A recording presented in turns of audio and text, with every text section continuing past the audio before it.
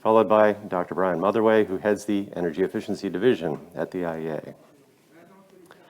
We'll then hear from 4 leaders of the Energy Efficiency Hub's task groups who are carrying forward the main work of the Hub. So, without any further ado, I'd like to give the floor to Mr. Benterbusch, who, in addition to chairing the Energy Efficiency Hub's Secretariat, is also Deputy Director General in the German Federal Ministry for Economic Affairs and Energy. Ulrich, the floor is yours. Thank you very much, Jonathan. Good morning and good afternoon to all of you.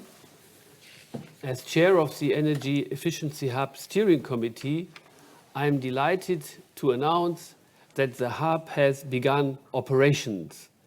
And all of us who are members of the Hub are very proud of this moment. This moment is excellent to say thanks. Thanks, of course, to all of our colleagues and members who have helped us to set this up. But a special thanks, of course, goes to the Executive Director of the International Energy Agency, to Fatih Birol, who has helped us, and without his support, we will certainly not have this moment today. The 16 founding members, they do understand how crucial energy efficiency work is, and that is why they have decided to work together on energy efficiency multilaterally.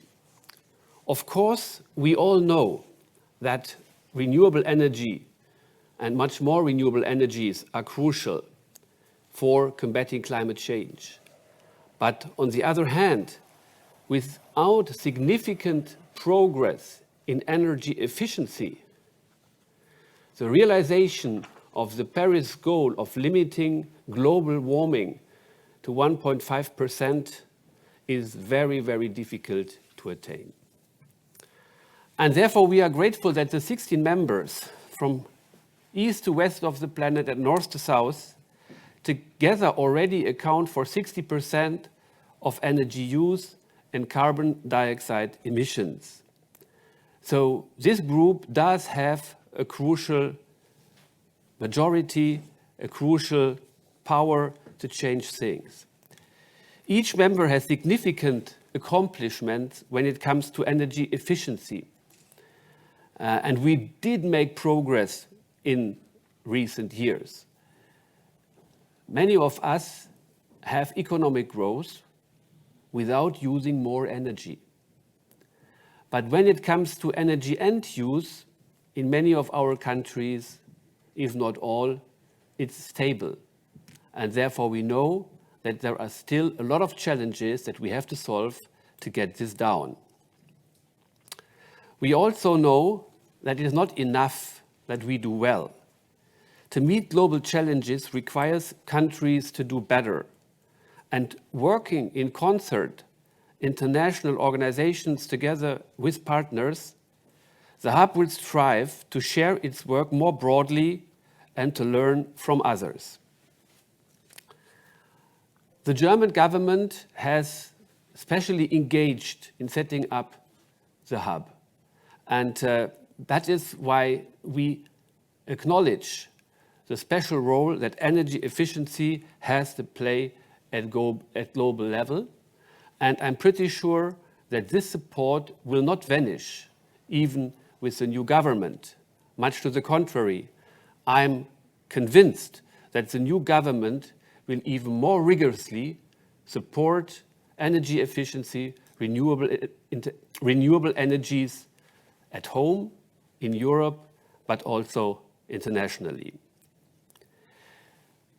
There are already a range of organizations working together when it comes to energy efficiency, gathering data, analyzing market and technology trends, harmonizing international technical standards, fostering exchange among businesses, industry, banks, and experts, and assisting emerging and developing economies.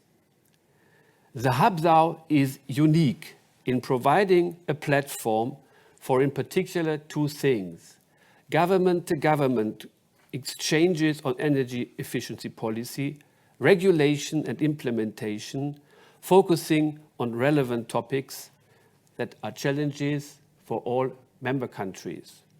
And at the same time, it provides a platform for international organizations, initiatives to exchange, to cooperate, to increase their impact on setting the global agenda on energy efficiency. The hub will undertake the government-related work through topical task groups that are led by members, and 4 of them have joined us today to talk about their aims and how they will accomplish them. The hub members agreed that the work of the hub would best be served by locating its secretariat at the IEA here in Paris, and that is with a special thank that we have accepted that offer. And it is not only Paris and the IEA, it is also because the IEA has substantive work going on energy efficiency, and that is, the idea of creating synergies in this collaboration. And with that, I want to thank you and hope that you will join us for cooperating in the Energy Efficiency Hub. Many thanks to you all. Thank you, Ulrich, for those remarks from the Steering Committee Chair's position. I'd like to turn now to the International Energy Agency's Executive Director, Dr. Fatih Birol. Dr. Birol, the floor is yours. Thank you very much, Jonathan. And greetings, ladies and gentlemen, colleagues, friends. It's a great honor for me to be here at the launch of the Energy Efficiency Hub. Seeing so many member countries here in person and many of them online is a great pleasure, and especially to many thanks to the chair, Ulrich Benterbusch. Thank you very much, Ulrich, and very many thanks for leading the process and bringing us, all of us here today. And also among the participants, I see Ambassador Kozandia. Mr. Ambassador, very nice to see you, sir, here once again at our headquarters.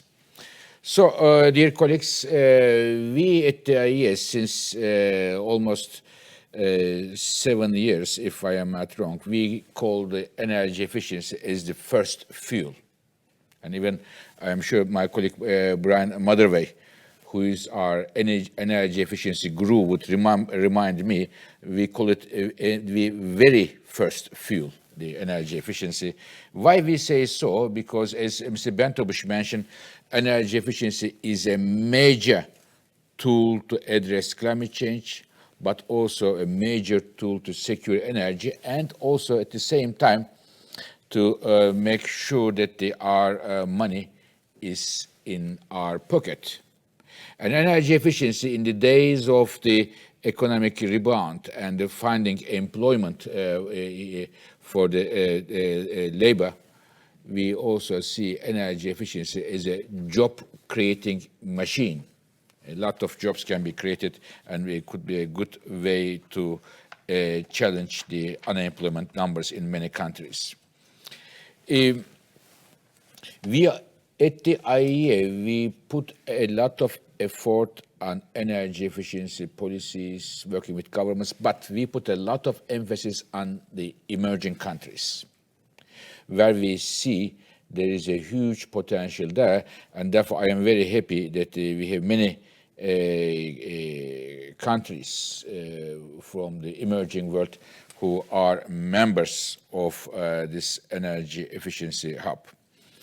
COP26, one of the major topics on COP26 was energy efficiency, I can tell you, which made me very happy, and it is one of, in my view, the achievements there which didn't get a headline in the newspapers, but it changed the real life.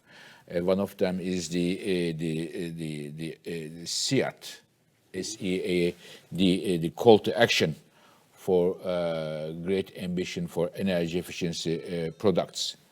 And here I would like to thank the UK Minister Greg Hunt.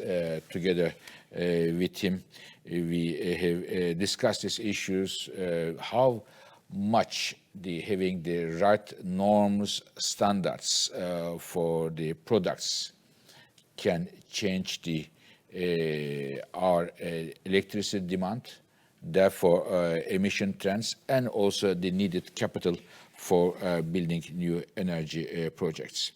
And I was very happy that the SEAT will be part of this energy efficiency hub family here, and we also partner with the Clean Energy Ministerial as well. So I am also, these are good news, but there is of course always a bad news. The bad news is we have very recently, in fact last week, we published our energy efficiency market report. At the IEA, we believe in numbers. We are a data-driven organization, and the large team, one of the largest teams in the IEA, the Energy Efficiency Division, they came together and they look at the energy efficiency improvements.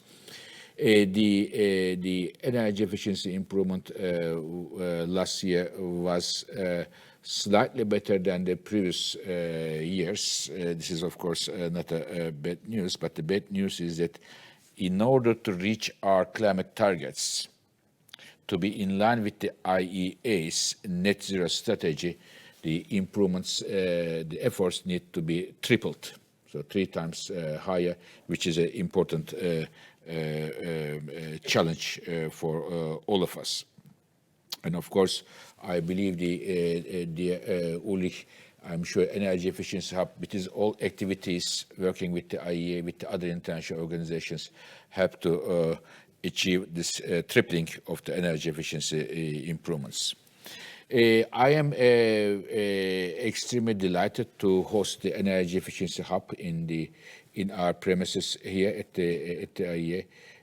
We are, for the colleagues who are not here in person, we are in Paris, in a very good, nice area of Paris. I don't know if you agree with me, Ulrich. This is a very nice part of Paris, and we are happy that we host other international organizations such as the Clean Energy Ministerial, and we all together hopefully reach our international energy and climate goals.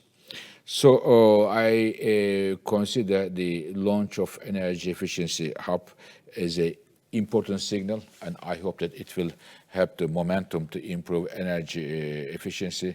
And the very good news that the SEAT will be a part of this efficiency hub is a good news for me. Many thanks. And once again, welcome, re-welcome to Ulrich Benterbusch, and again, re-welcome to Jonathan Sinton as well. He is also a former IEA colleague, and I see that we have other colleagues. Welcome to IEA premises as well, and all the member countries here of Energy Efficiency Hub. Welcome to IEA, and we are so happy, pleased to host the Energy Efficiency Hub at our premises here in Paris. And next time, hopefully when we have this meeting, we hope to have all the countries here in person in Paris. We would like to host all of you here. I thank you very much, and perhaps I go back to Jonathan for the next item. Thank you. Thank you, Dr. Birol, and thanks once again for hosting the hub here. The Hub Secretariat's office is, in fact, located within the Energy Efficiency Division at the IEA. It's headed by Dr. Brian Motherway, whom I'd like to invite to speak next. Brian, the floor is yours. Thank you, Jonathan. And let me add to Dr. Birol's welcome, a warm welcome to everybody. First of all, today to this event. We're very pleased that many countries are with us in person as well as online. You're all very welcome. And also to add my welcome to the Hub and to its Secretariat hosted here at the IEA. We're delighted to have you here, Jonathan, Kristina and Sarah. We're delighted to have you as part of the global campaign to really address energy efficiency's urgent need for stronger action. And as Dr. Birol said, we're at a moment post-COP26 when the focus is on faster delivery, faster policy in all domains of clean energy, but led by energy efficiency, the first fuel. And our analysis shows clearly that if we don't lead with energy efficiency, well, then all our other challenges related to clean energy and decarbonisation, if not impossible, are certainly harder, more expensive and more challenging. And that's why the world needs a hub. That's why the Energy Efficiency Hub is such an important instrument to allow countries to learn from each other, to collaborate and to find ways to work together to strengthen their efficiency policies and to strengthen their impact, which benefits citizens in terms of lower emissions, cleaner cities, healthier buildings, lower energy bills, and of course job creation, all of which are very vital goals to all of us at the moment. We in the IEA are really looking forward to working very closely with the Energy Efficiency Hub, all of the task groups, the Secretariat and all of its members. We look forward to our work mutually reinforcing each other, the kind of work that we do on analysis and research and engaging countries, and the kind of work that the Hub is going to do in terms of collaboration and exchange. It's all very mutually beneficial and mutually complementary, and we really look forward to learning from the work of the Hub, and hopefully that our work can be useful to the Hub as well and to all of its members. As Dr. Birol said, we're delighted with the first set of task groups the Hub has agreed to start, and we're going to hear from them shortly. Of course, we're delighted to see SEED as one of the key task groups. The IEA has the privilege of coordinating this task group, a very significant international initiative on energy efficiency, which also has an association with the Clean Energy Ministerial. But I think it becoming a Hub task group is really going to step up its profile and its strength. And so we really thank the Hub and SEED and all of the partners for agreeing to step up and engage on this work more strongly. We're also delighted that digitalisation is going to feature very strongly in the work of the Hub from the very beginning, and we congratulate the US for establishing a new task group on this, and we look forward to working closely on this topic, which of course is also a priority for us here at the IEA.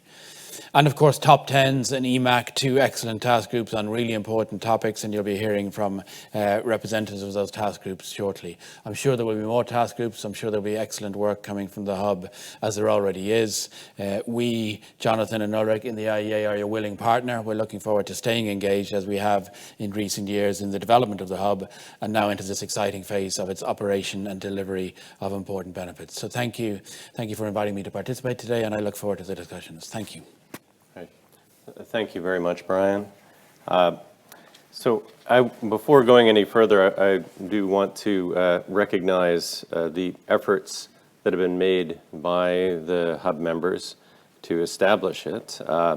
Those are Argentina, Australia, Brazil, Canada, China, Denmark, the European Commission, France, Germany, Japan, Korea, Luxembourg, Russia, Saudi Arabia, the United Kingdom, and the United States. Representatives from many of them are here today, and I echo Dr. Birol's sentiment.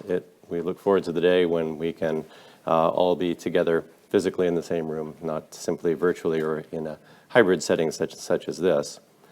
The Secretariat began its activities just this past September, and thanks to the groundwork laid by its members, it's already approved 4 task groups, as previously mentioned, and the leaders of those will speak presently.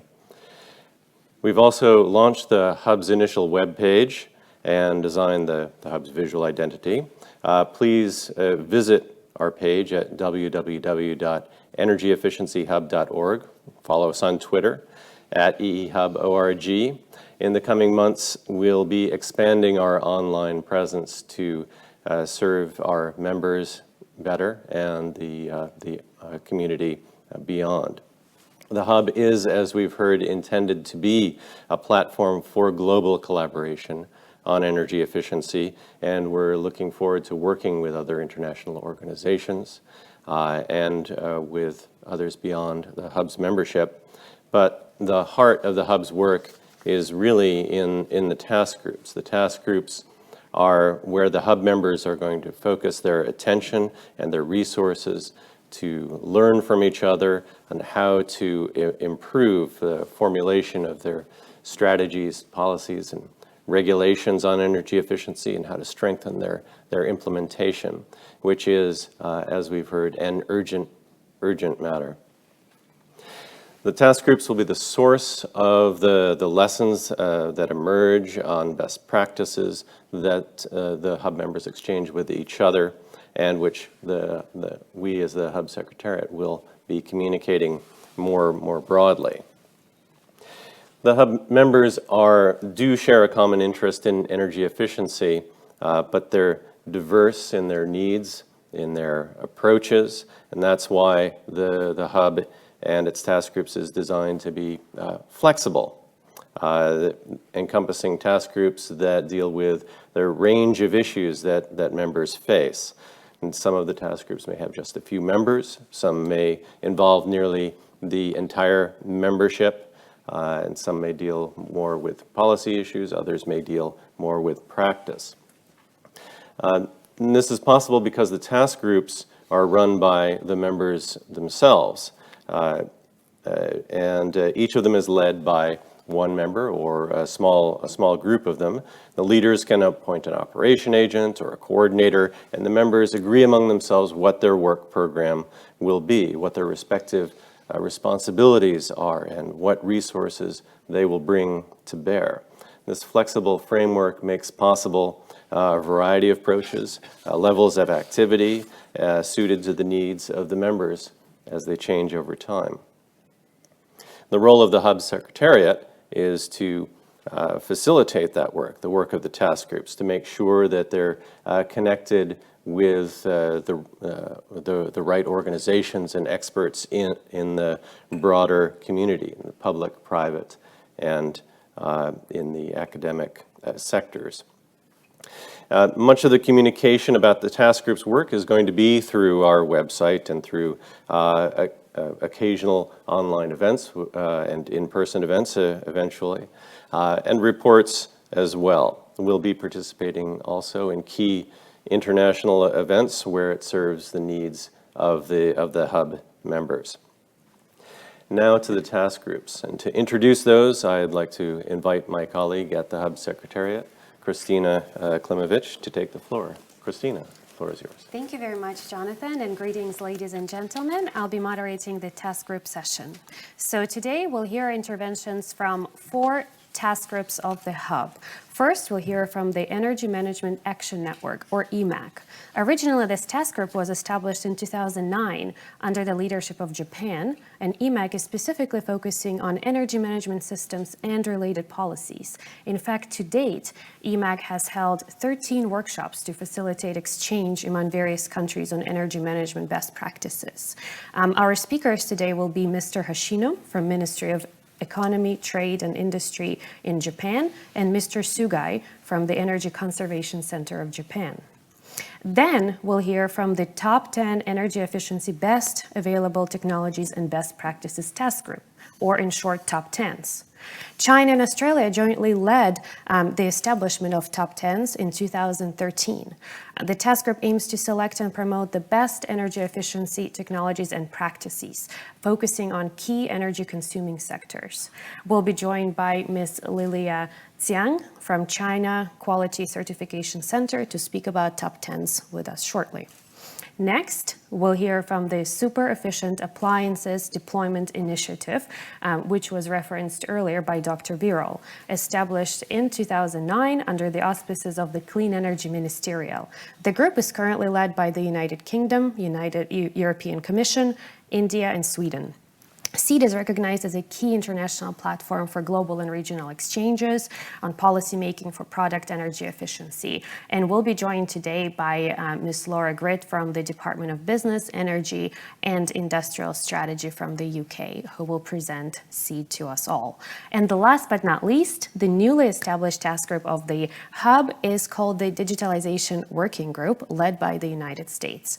Over the coming decades, the adoption of digital technologies is really poised to accelerate, and thus digitalization can really make energy systems more connected, more efficient, and more intelligent.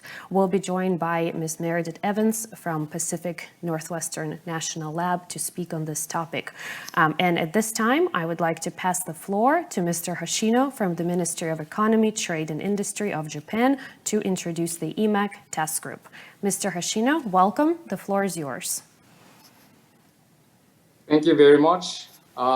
distinguished participants, and Dr. Fatih Birol, Executive Director of IEA, Mr. Ulrich Benterbusch, the Chair of the Hub, my friends Brian, Jonathan, Kristina, and ladies and gentlemen, good morning, good afternoon, and evening. Although participating virtually this time, but I am enjoying now seeing the beautiful scenery of your background through window in Paris through my monitor. First of all, congratulations on holding this memorial launch event of the Energy Efficiency Hub.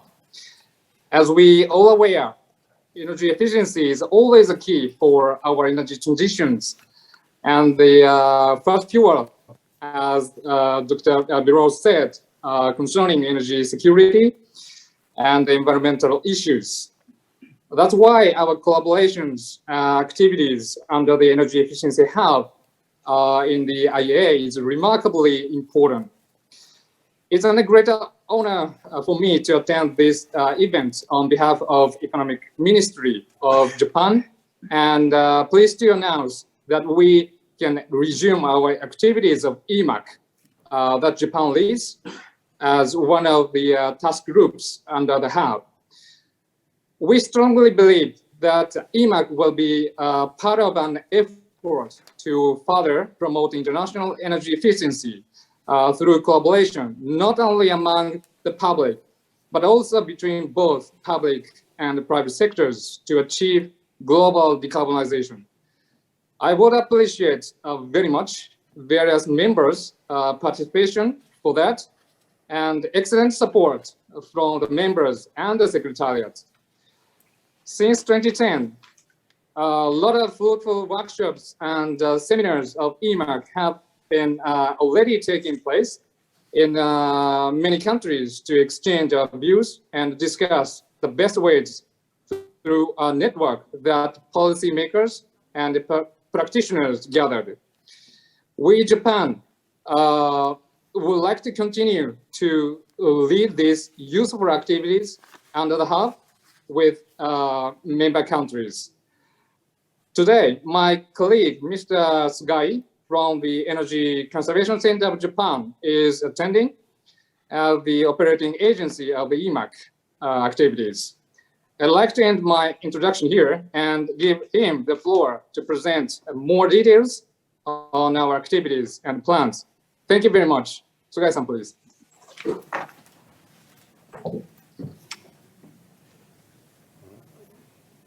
Thank you very much for introduction, Mr. Hoshino.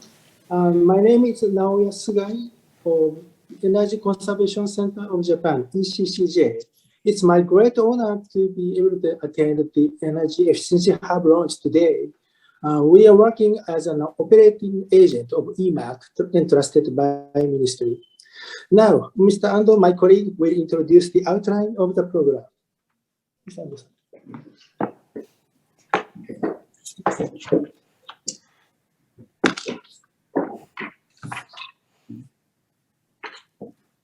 Good evening from Tokyo. I'm Toshio Ando of ECCJ. It's a pleasure to meet you and describe Energy Management Action Network. Slide, please.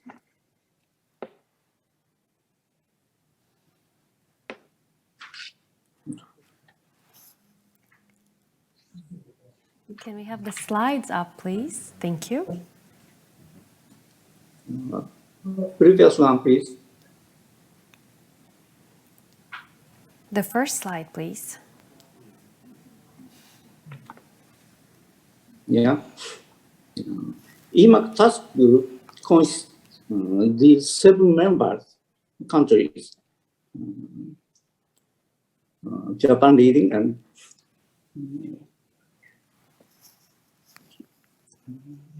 Hub member from Japan is Ministry of Economy, Trade and Industry. EMAK activities will be operated by the Energy Conservation Center, Japan, our groups, and to lower risks such as climate change and supply chain security, EMAK set strategic goals as shown here. EMAK will facilitate sharing of information, experience, and best practices on energy management systems for industry and buildings. EMAK will facilitate implementation of policies and help to ensure sharing good practices with others emerging countries. Next, please.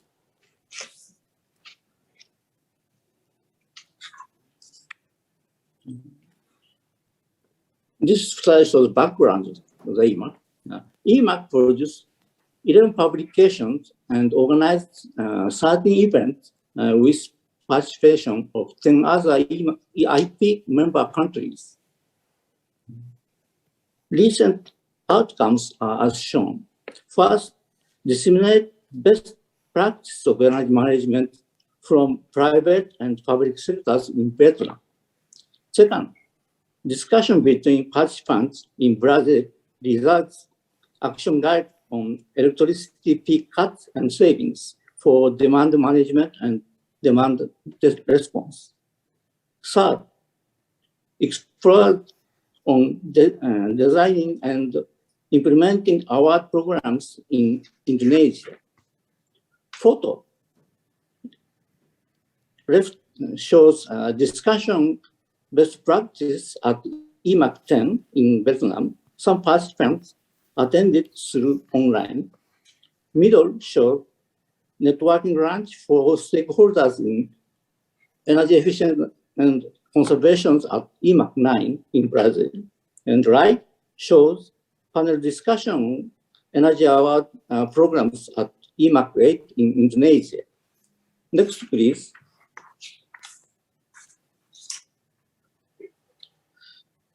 This slide shows proposed activities of EMAK and deliverables. In 2022, online workshop will be organized in Malaysia in March because Malaysia has strong interest in energy efficient buildings. The workshop will aim to provide case study for step-by-step approach to constructing energy efficient buildings, to discuss how to overcome common challenges in implementation of energy saving policies by regional representatives, to provide a networking opportunity to participants from public and private sectors. After 2022, annual workshops will be held in select regions to be decided by member countries. Graphs shows organization profile of participants of recent 3 workshops. Half is policymaker, and the other half belongs embodiment of E and C. This makes it the expected achievement our strategic goals. Thank you very much. That's all of my presentation.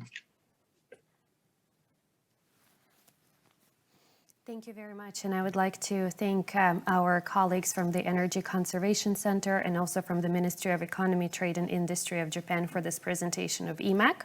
And now I'd like to turn to Ms. Lilia Chiang from China Quality Certification Center to speak about top 10s. Lilia, the floor is yours. Thank you, Kristina. Dear distinguished guests and colleagues. It's a great pleasure to attend the launch event of Energy Efficiency Hub. And next, I would like to make a brief introduction of top 10s. As we all know that energy efficiency improvement is an important basis for enhancing energy security, optimizing energy structure, and improving environment quality. And it also plays an important role in promoting ecological civilization and sustainable development. To improve the global energy efficiency, the deployment and application of energy efficiency technologies and practices is one of the pivotal areas. So in this context, that China and Australia jointly led the establishment of top 10s task group under the framework of International Partnership for Energy Efficiency Cooperation in 2013 The objective of Top 10 is to select and promote the best energy efficiency technologies and improve energy conservation methods in key energy consumption sectors, such as the sector of industry, building, transportation, and others, so as to promote industrial upgrading, realize resource conservation, and environment protection. In this year, Top 10 has been transferred to the Energy Efficiency Hub. The objective of the task group is highly consistent with the hub's objective of supporting coordination and the sharing of information, best practices, and research. We believe that the task group will contribute to the fulfillment of the hub's objective. Since the launch of the Top 10 in 2013, the government sectors of the member countries have paid great attention to the task group and also played active roles in the multilateral cooperation. In the years past, the achievements of Top 10 were fruitful. A set of harmonized evaluation methodology and indicator was developed with the full consideration of the factors of economic benefits, environment, health, and safety. Based on this set of evaluation methodology and indicator, 2 batches of international Top 10 lists were developed, which represent the member countries' most energy efficient technologies and practices used to reduce energy consumption and dioxide emissions. After 2 rounds of the evaluation work, Top 10 has final clarification and wide coverage now. Furthermore, with the firm support of China, bilingual Top 10 periodical is published this year with the joint efforts of the member countries. It systematically concludes the work done and the achievements gained by the task group in the previous years. In order to enhance the influence and significance of Top 10, a variety of promotion events have been carried out on the international level, relying on the G20 set events, BRICS cooperation mechanism, and other bilateral cooperation framework. For example, the China-US Energy Efficiency Forum, China-Japan Forum on Energy, Saving, and Environment Protection. The exchange and the docking of the energy efficiency technologies has been facilitated vigorously, and the corresponding platform to promote the going out and the bring in technologies has been established. And on the domestic level, various promotion events have also been carried out. For example, in China, Top 10 was adopted as one of the key promotion elements in the National Energy Conservation Week from the year of 2019 to 2021, and the award ceremony was also held. And in Japan, Top 10 was taken as the case of government enterprise cooperation and program, and in-depth report has been made in the influential periodical. And moving forward, Top 10 will start the new round of work with the full consideration of 2 very important elements. One is the evaluation, and the other one is the publicity and promotion. In details, the task group will firstly optimize the evaluation methodologies and indicators. In this process, the practical demands of different economies and different energy consumption sectors will be taken into account. And secondly, the member countries will be encouraged to conduct influential promotion activities and develop corresponding mechanism to support the wide application of energy efficiency technologies and practices. And thirdly, the cooperation between the government sectors and market actors will be encouraged to facilitate the transfer of the technology and also the communication of energy conservation management experience. And lastly, the task group will promote Top 10 to be adopted in the bilateral and multilateral cooperation agenda to increase its influence. Back to the present, we know that lots of countries have made the commitments of peaking carbon dioxide emissions and reaching carbon neutrality. We believe that energy efficiency will play an important role in fulfilling these commitments. As the leader of the task group, we would like to improve energy efficiency by expanding top 10 cooperation areas and diversifying the cooperation forms with the member countries so as to reduce the economic and the social development's independence on the increase of energy demand and carbon emissions. Right now, the existing members of the task group are China, Japan, Korea, Russia, and Brazil. And other countries or regions interested in top 10s are welcomed to be the members. And we're looking forward to a new prospect for win-win international cooperation and low carbon and sustainable development. That's all for the brief introduction. If further information needed, please feel free to contact us. Thank you for listening. Thank you very much, Ms. Chiang. Now I would like to turn to Ms. Laura Gritt from the Department of Business, Energy and Industrial Strategy of the UK. Ms. Gritt, the floor is yours. Thank you. And I'd like to thank Dr. Fatih Birol and Dr. Brian Motherway for their comments on SEED earlier on in this presentation. So my name is Laura Gritt. I work in the Department of Business, Energy and Industrial Strategy within the UK government on energy-related products policy. And I'm here today to talk about SEED, which has recently become a task force in the Energy Efficiency Hub. The UK is proud to be a part of the leadership team of SEED alongside the EU, India and Sweden. So SEED, the Super Efficient Equipment and Appliance Deployment Initiative, is a voluntary collaboration between member governments to promote the manufacture, purchase and use of energy efficiency appliances, lighting and equipment worldwide. Currently, SEED has 22 member governments, and I'm sure many of those are represented on this call today. SEED supports appliance energy efficiency policies and programs in its member countries through a number of actions. It works to increase partner participation and engagement. It allows the sharing of experience and expertise between governments and partner organisations. It highlights the benefits and urgency of product efficiency, and it increases the awareness among manufacturers of the market potential. SEED was established in 2009 under the Clean Energy Ministerial, led at that time by the US. It's been coordinated by the International Energy Agency since 2019.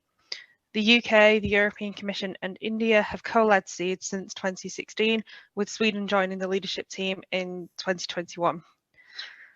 For members of SEED, there are many benefits. Members of SEED have access to knowledge exchange and policy support through webinars, masterclasses and other events.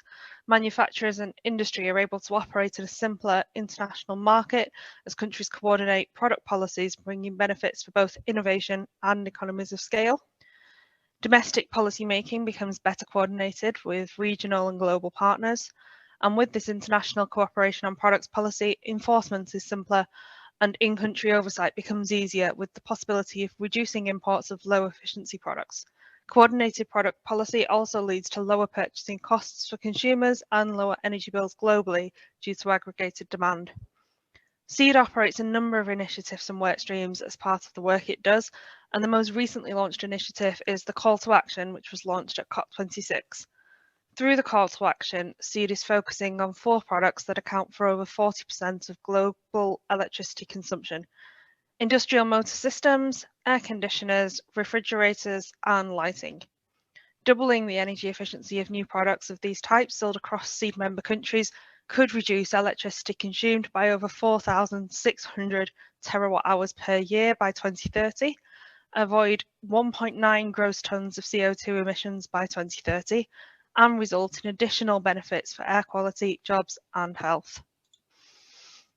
The Call to Action aims to strengthen the SEED initiative to support countries in achieving raised ambition more quickly, easily and at a lower cost. The objectives of the Call to Action are to set countries on a trajectory to double the efficiency of key products sold.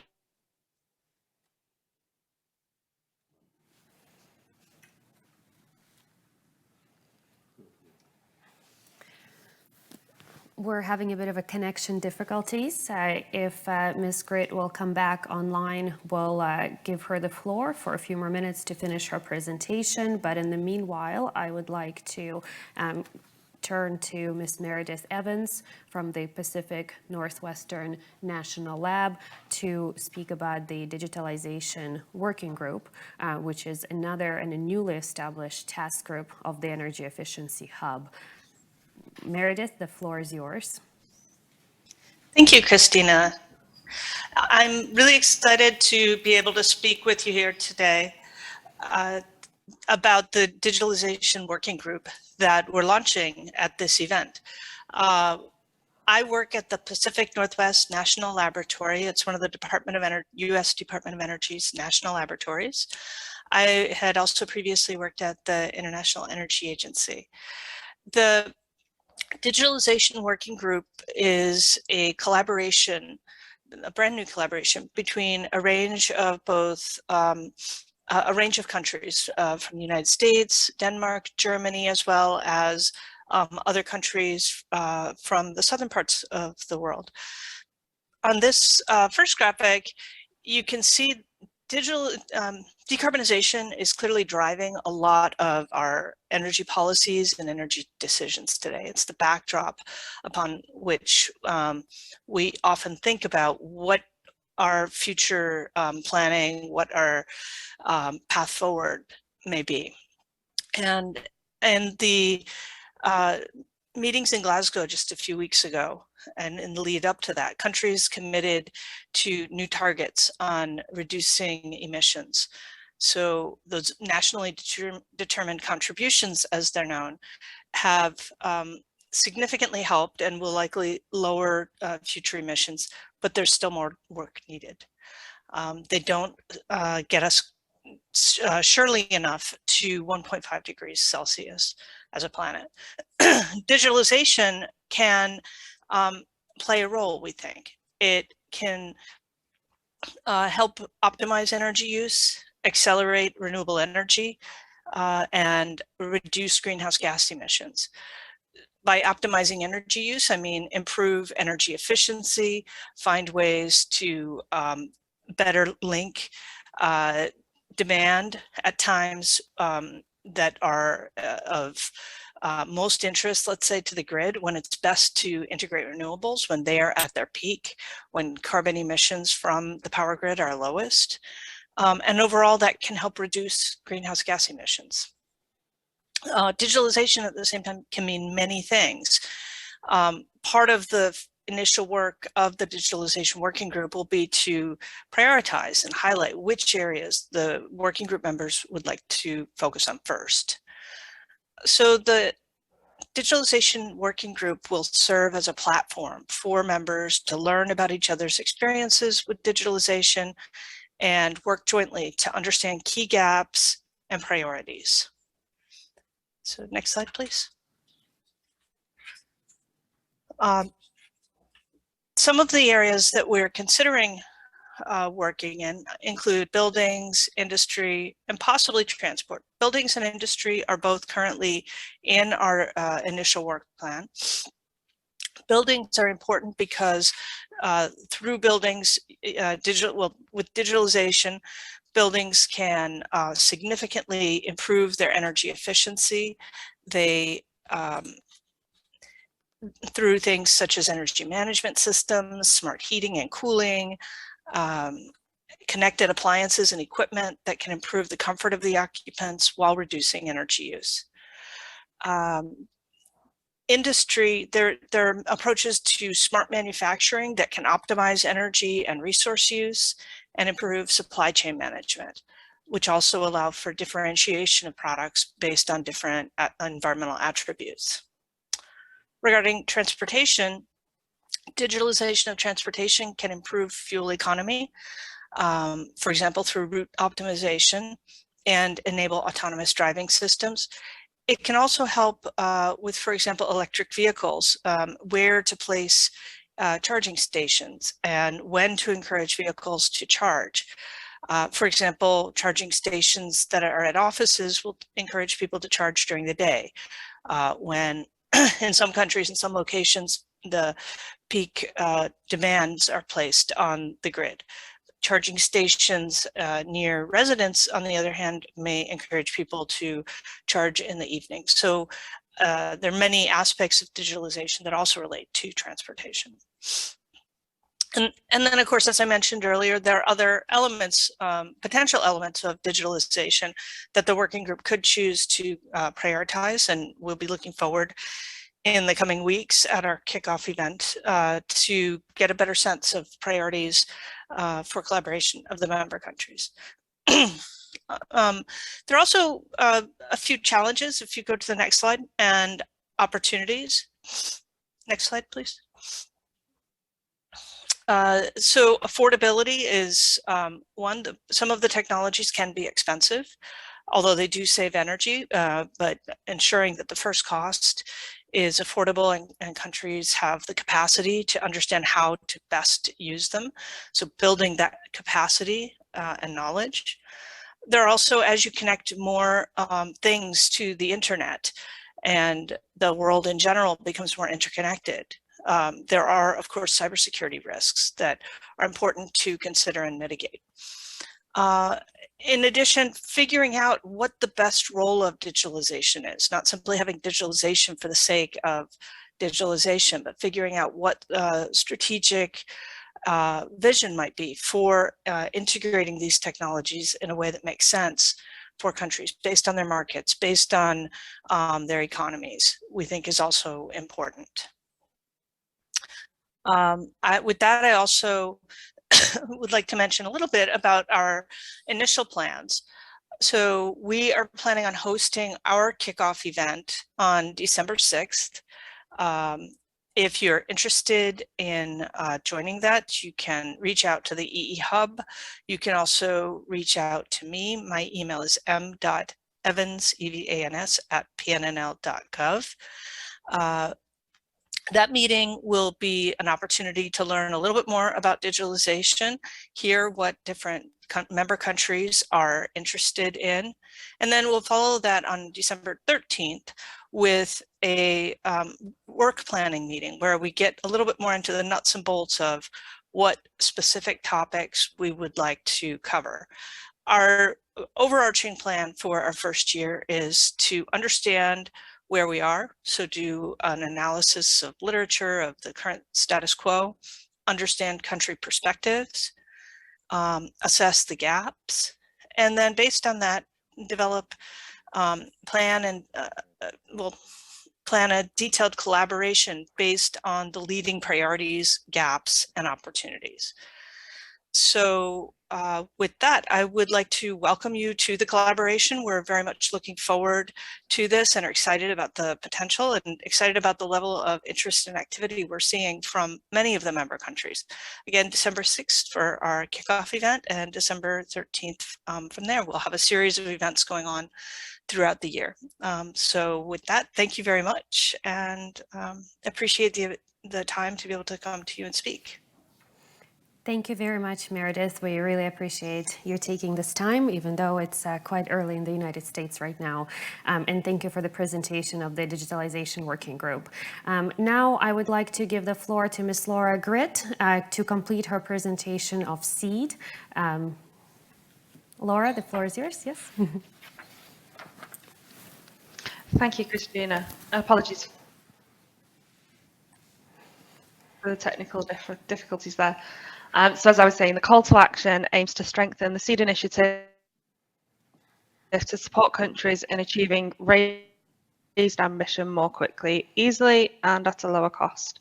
The objectives of the call to action are to set countries on a trajectory to double the efficiency of key products sold globally by 2030, support the delivery of crucial national climate change targets, provide consumers and businesses with more efficient products that are affordable and cost effective to own and operate, stimulate innovation and provide businesses with increased market and export opportunities, and promote a dual course of action, making products both energy efficient and climate friendly by reducing restricting the use of refrigerants in cooling appliances. Laura? This is Kristina. Just wanted to intervene and mention that the sound seems to be... Day 14.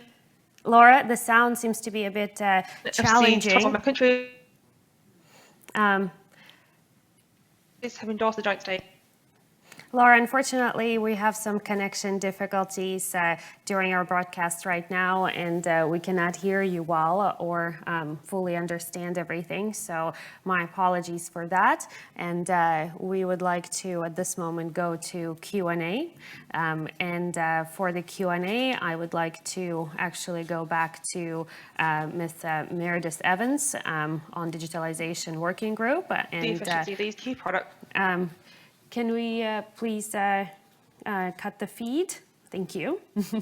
So I'd like to go to Meredith Evans now with a question of, in your presentation, you mentioned on the second slide, really a triple focus on buildings, industry, and transportation. So I was wondering if there is a specific priority for 2022 for Digitalization Working Group. Plan. We are very explicitly focusing on buildings and industry. At the same time, we're starting the process of engaging with countries to understand where their areas of interest lie. And so it's possible that we may also look at some elements related to transportation or going beyond the boundaries of industry and buildings. Recognizing that one of the advantages of digitalization is the way that it's connected.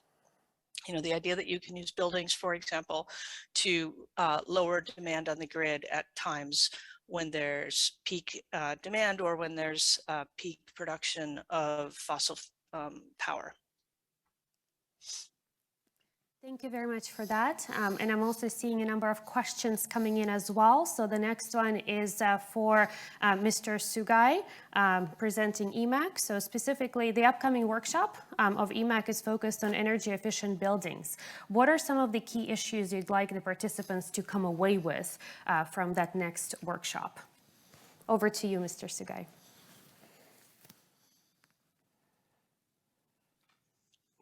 Thank you very much for your question. I can answer briefly. Maybe we have two key, if you are requested two keys. Firstly, I would like to introduce that we consider it's important to set the energy efficiency standard for building design and operation.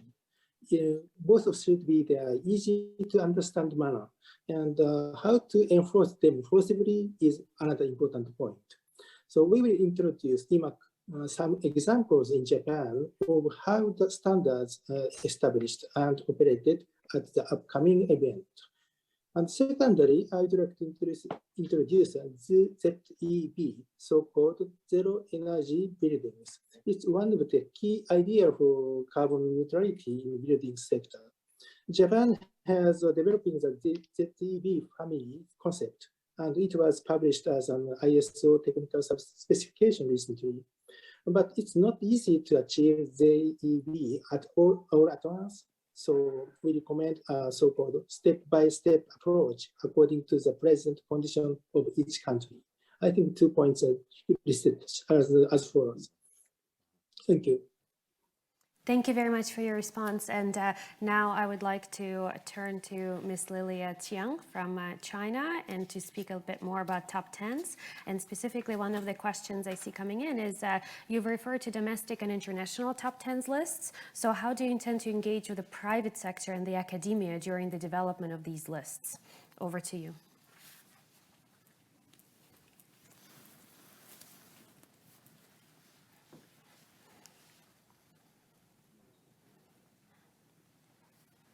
Thank you for the question.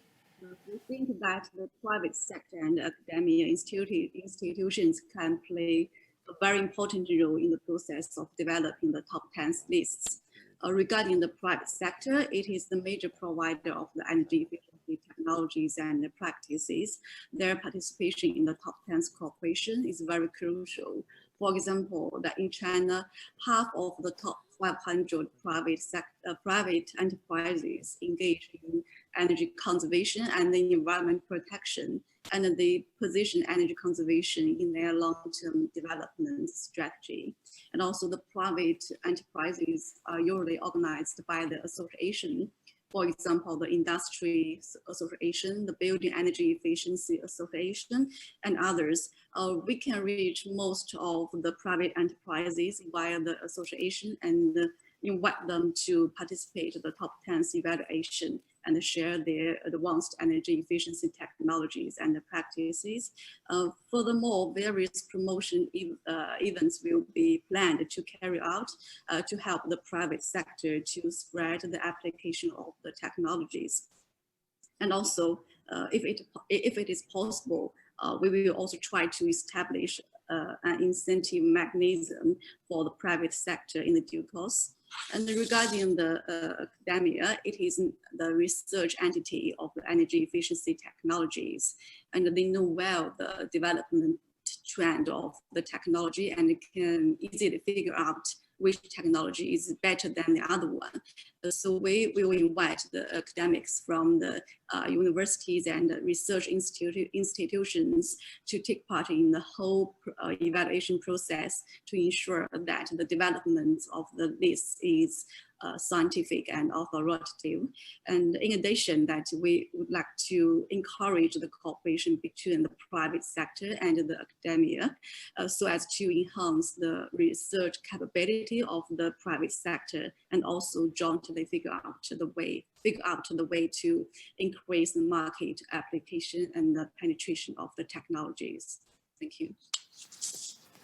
Thank you very much, Ms. Chiang. That's very helpful, and it's good to understand how top 10s will engage with the various sectors in order to foster a true international collaboration. Now, one of the questions that I see coming in is actually for Brian Motherway of the IEA. I'd like to turn to Brian. Brian, during your remarks, you mentioned that the IEA is working on digitalization. How will you engage with the digitalization working group of the Hub? Can you please speak more to that point? Thank you, Kristina. And first of all, let me thank the 4 countries who've heard from Japan, China, UK, and US. I think it's a really exciting moment to see these really 4 great task groups coming to be the first task groups of the Energy Efficiency Hub. And we in the IEA look forward to working with all of them as closely as we possibly can, bringing our data and analysis to bear, learning from the task groups, and also hopefully helping synergize all of the work together. Kristina, I think the topic of digitalization obviously is core to the digitalization task group, but I think really it features in all 4 we've heard from today, that certainly in our view in the IEA, digitalization is the major trend in energy systems generally, but probably most significantly in energy efficiency. As we see the need to step up energy efficiency progress in the coming years in order to get us back on track for our net zero targets, we certainly see a place for strengthening of existing policy types such as standards and labelling that was discussed in the SEED case. Many conventional policies, if I can call them that, have proved very successful but have a lot of scope to grow and expand their coverage, and all of the task groups will be working on this. But more than that, I do see there's an opportunity for a new generation of efficiency policies driven by digitalization. And again, we've heard it in several of the presentations here. And many countries, many members of the Hub are doing really interesting work on this to think about how digitalization can not only enhance the opportunities for end-use efficiency, but allow us to think more about systems-wide efficiency in terms of grid management, optimizing the use of renewables, thinking about time and location of demand as well as supply, and really bringing some new exciting opportunities to make our own energy use more comfortable, more convenient, more affordable, but also to bring overall costs and emissions down. But all of this needs a policy response. It needs to be enabled by policy and regulators. It needs new market design. It needs protection from threats relating to cybersecurity, data management, data ownership, as well as enabling actions to allow new ways of thinking to be remunerated, new technologies, new business models. So I really think this is going to be a key issue for all of the task groups, but of course the core concentration for the digitalization task group. It's a topic we're working on very much ourselves. We just produced a report for the G20 group of countries under the leadership of Italy this year. And I think there's some really interesting discussions to be had. So I must say we're very much looking forward to being part of these discussions. Thank you. Thank you very much, Brian. And I noticed that you alluded to a couple of very interesting risks that also come with digitalization. And with that, I would like to turn to Ms. Meredith Evans and ask her a question. What, in your opinion, is the biggest challenge for the adoption of digitalization, and specifically in buildings? And if you can speak about the challenges and also some of the potential risks that need to be overcome. Meredith, over to you. Yeah, thank you. I think it depends on the specific situation in given countries. In some countries, simply being able to install advanced controls can be an important challenge. Elsewhere, linking up policies so that, for example, buildings are incentivized to reduce energy at times of peak load or peak demand on the power system through demand response and other similar efforts. I think that can be a big challenge, or to organize it and to set up those markets so that they can work in a fluid, dynamic way. And of course, cybersecurity can be a very large challenge. And it's very easy to start installing more and more devices in your home that are connected to the internet. And any one of those, if it's not secure, could create a risk. So making sure that they're reasonable standards, that the need for digitalization and the ways in which it's connected, particularly with the power system, are clearly thought out. And there are clear walls between the different types of connections, so that not every single building connection is actually going to power company headquarters by any stretch of the imagination. So hopefully that answers your question. Great, thank you. Yes, thank you very much. And now I would like to turn back to Mr. Sugai, representing EMAK. And the question that I see coming in is, one of the pillars of EMAK is really fostering connections between the public and the private sector. Can you share an example of how private sector has successfully informed energy efficiency policy within the EMAK experience? Thank you, and over to you. Thank you very much for your question. Just I can answer briefly. So first of all, we would like to introduce the case of in Brazil and Indonesia. In Brazil, we, as we already mentioned in the presentation, we produced action guide on electricity peak cuts and savings for demand management and demand response. This is one of the examples that was introduced in that country as a result of the EMAK program. And the other one is Indonesia and also Brazil. Some good practices, good examples with the companies in energy management are shared with policymakers to contribute to the development of policies to promote energy management system in industry. Such kind of the best practice or best good practices produced by the companies is very essential and important for the implementation for the development of the policies for the policymakers, I think. So EMAK provides some good example and some latest example technologies for the mutual understanding for information exchange. Thank you very much. Thank you very much for your intervention, Mr. Sugai. Now another question to Ms. Lilia Chiang from representing Top Tens and sticking with this kind of public and private discussion. So what kind of support is needed from the government sector in order to promote the Top Tens lists? Can you please address that question, Lilia? Over to you. Thank you. We think the top-level planning by the government sector is very important. Firstly, it is expected that the government sectors could lead the establishment of the market-based mechanism, for example, building a green bidding system, which can clearly define that the bonus points could be given in the evaluation process if the advanced energy efficiency technologies could be used in the projects, or building a promotion platform to accurately match the demands of the technology suppliers and demanders. And secondly, we think that financial support mechanism needs to be improved to ensure the government sectors could fund the promotion and application of the energy efficiency technologies and also carry out related demonstration projects. And thirdly, the favored taxation policy needs to be developed to let the enterprises receive tax benefits.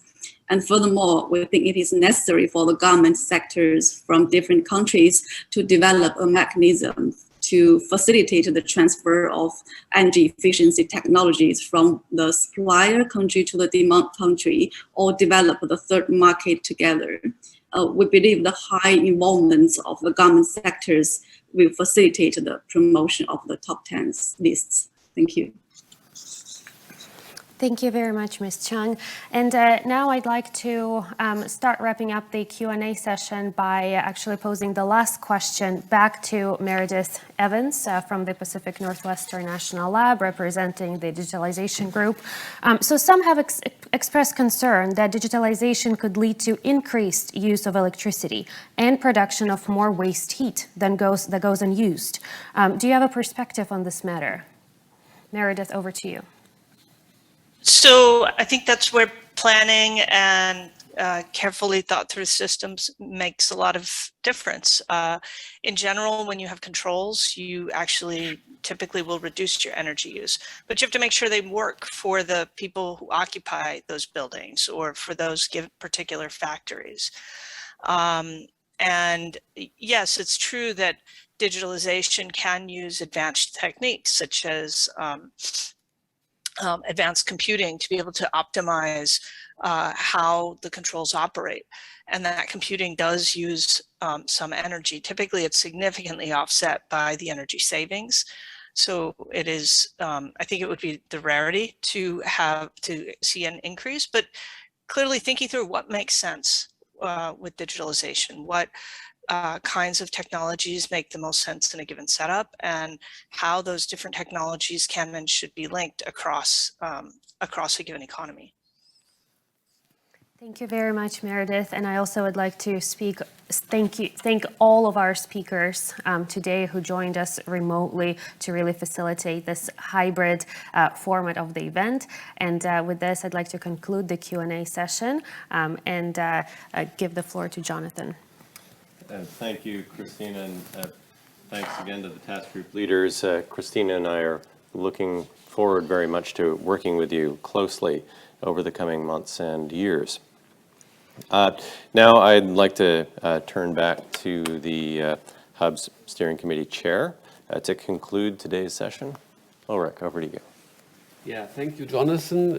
But before I'm going, to terminate our meeting, I would like to pass the floor to Brian Motherway, because I would like to underscore at the end of our session that the collaboration between the Hub, its members, and the IEA is a key driver of our joint work. And Brian has also a clear view on how we can live the synergies that we have been aiming at when we were discussing, bringing the Hub, closer to the IEA, making it an integral part, because this is about joint collaboration, not about a Hub collaborating with members and institutions, but also joint work of the colleagues at the IEA, the experts on energy efficiency at the IEA, and the Secretariat and its members of the Hub. Jonathan. Brian, please. Thank you, Ulrich. Well, Ulrich, let me commend you personally, Germany, and the 16 members for two things that are really crucial here. First of all, for this level of commitment to energy efficiency. I think it's really fantastic to see such major economies from around the world and many perspectives coming together to really prioritize energy efficiency and the value of working together on that. Secondly, I want to commend you all for what I think is a really smart design of a new collaboration platform, the Energy Efficiency Hub, which allows for a range of countries to work together, big countries, small countries, countries from different perspectives, different parts of the world, and to do so in a way that allows those countries to work together in a dedicated platform that gives it its own identity, but also makes the right level of connectivity to the IEA and to international engagement more generally. I think that we're delighted and privileged to host the Secretariat here and the excellent colleagues that form the Secretariat. We know we're going to be able to work with them very closely to share intelligence intelligence, to learn from each other, and to work closely with all of the members of the hub in a way that can benefit their work on energy efficiency, benefit our understanding, and really bring, as you say, synergies. I think there's a very good match between the kind of work that we do here at the IEA and that the hub is starting to do. And I think there's really good opportunities. And I can only encourage everybody to stay collaborative and to keep the spirit that we have to date of working together in a way that is really focused on energy efficiency, really focused on how can we learn from each other. And the last thing I'll say, Ulrich, is that in my work on energy efficiency around the world, I really see that there's more, countries have more in common than they do in difference on energy efficiency. They're facing the same policy challenges, they're looking at the same technology options, the same barriers, the same opportunities. And while circumstances can vary a lot in terms of local resources, political economy contexts, there really is a lot in common in terms of the issues countries face on energy efficiency, particularly now as we enter this phase, which is not about the theory, but it's about the practice. How do we accelerate implementation on the ground around energy efficiency? How do we engage industry? How do we engage consumers? How do we design the right regulatory frameworks? That's where there's going to be key learnings through the platforms that the Energy Efficiency Hub is bringing together, and we look forward very much to working with them. Yeah, thank you very much, Brian. At the end of our meeting, I would like first and foremost to thank Secretariat for organizing the launch event in an excellent manner. Many, many thanks. And also I would like to thank all of our members who are at the IEA at this moment. We were only allowed to have a few members with us here today, but it gives us at least a hybrid feeling of what normally a launch event is supposed to be. And we cordially invite everybody who is here sur place, on the spot, of course, to a small and short reception after this launch event, which we are looking forward to very much. But let me also go back to the substance a little bit before we close. I think there is broad sentiment, not only after Glasgow, but in these recent years, that as regards climate change, the door is really closing, the windows of opportunity are closing, and that we have to get really serious and tough about the policies that we pursue. And this is particularly true for the German situation with the new government.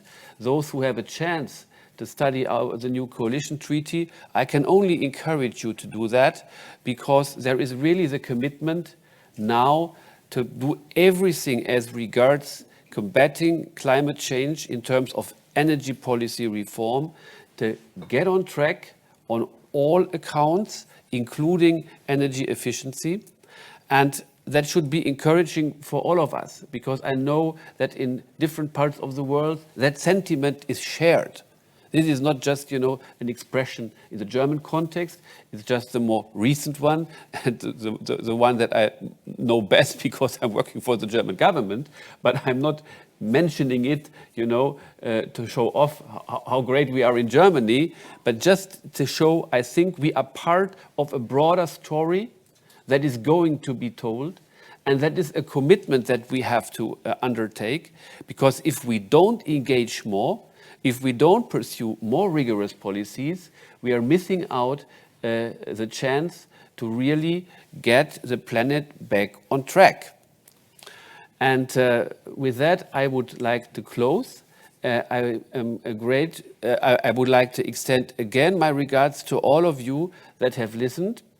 I hope that we have incentivized some of you that are not members now and are listening to join us, because, as I said at the beginning, the Energy Efficiency Hub is an open institution.